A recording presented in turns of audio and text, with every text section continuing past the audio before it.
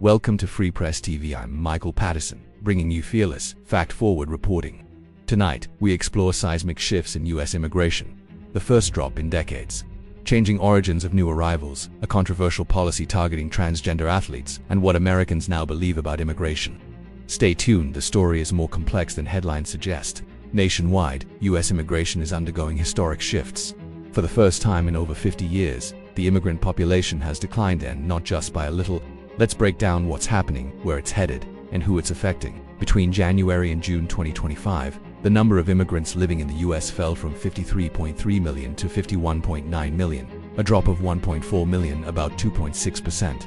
The first such decline recorded since the 1960s. This includes a reduction of 750,000 immigrant workers, bringing immigrants to 19% of the U.S. labor force, down from 20% in early 2025. What's driving the drop? Crackdowns and voluntary departures. Several enforcement strategies under the current administration are contributing to the decline. 332,000 deportations reported by DHS, with nearly 360,000 arrests in the first 200 days. 1.6 million voluntary departures as immigrants self-expelled amid intensified enforcement. A sweeping continuous vetting review underway involving all 55 million visa holders, targeting overstays, criminal behavior, or national security threats. In a bold move, the administration claims to have achieved negative net migration, where more individuals have left than entered the USA, historic milestone. Some analysts affirm this trend.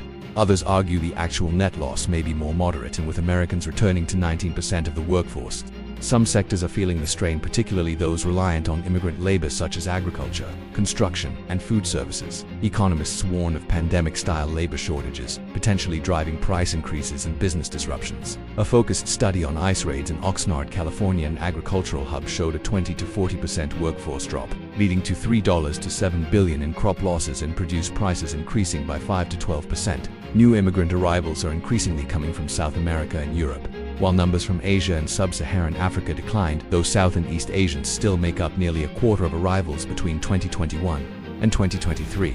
Top origin countries include Mexico, 11%, India, 8%, Venezuela, 7%, Cuba, 6%, and Colombia, 5%. A new USCIS policy, effective August 4, 2025, restricts visas for transgender women in elite sports. Categories impacted include O, Uno, A, AB, Uno, A, AB, those, and national interest waivers. The policy deems participation in women's sports by trans women a negative factor, affecting their ability to qualify for extraordinary ability visas. Officials defend the change as protecting fairness in women's athletics, while critics warn of discrimination and rights violations. Public sentiment is shifting. Polling indicates fewer Americans now support reducing immigration, reflecting a softening in the desire for stricter limits, though precise figures and sources were not provided in initial briefings. Still, trends suggest growing public openness to maintaining current levels. A preview of what's going on right now. Our population dropped, first decline in decades, to 1.4 million fewer immigrants. Enforcement surge, massive deportations and vetting.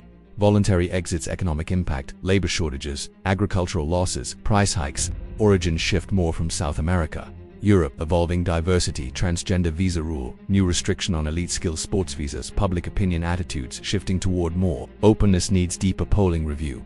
I'm Michael Patterson with Free Press TV. What we're seeing isn't just numbers dropping on paper, it's communities reshaping, jobs shifting, and rights being redefined. The question now, can the policy benefits outweigh the economic and social costs? We'll keep tracking these developments with clarity and rigor.